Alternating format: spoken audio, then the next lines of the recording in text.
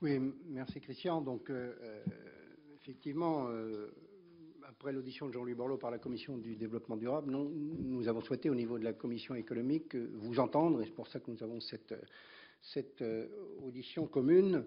Nous avons forcément notre idée sur l'évolution des files d'attente, l'évolution des tarifs, mais il nous semble effectivement important de vous entendre.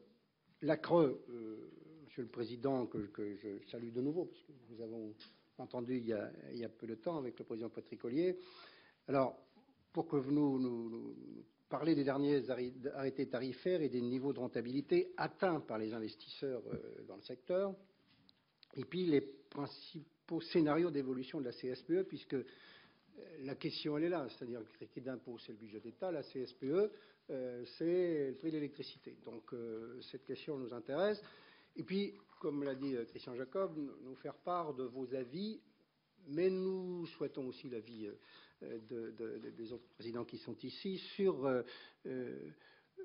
la question de l'évolution, soit par quota, soit par dégressivité des tarifs, puisque vous savez que nous avions parlé, et je vais faire un rapport là-dessus, d'ajustement au niveau de la grid parity, c'est-à-dire la parité réseau. Donc comment vous voyez-vous cela?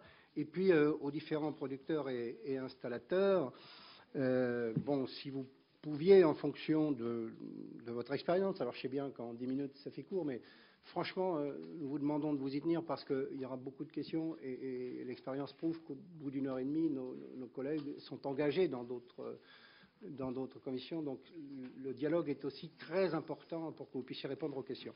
Donc que vous nous fassiez part des trajectoires envisagées pour la croissance de la production de l'électricité photovoltaïque avec les technologies que nous en avons parlé avec vous, Monsieur le Président Mouratoglou, sur les conséquences qu'aurait,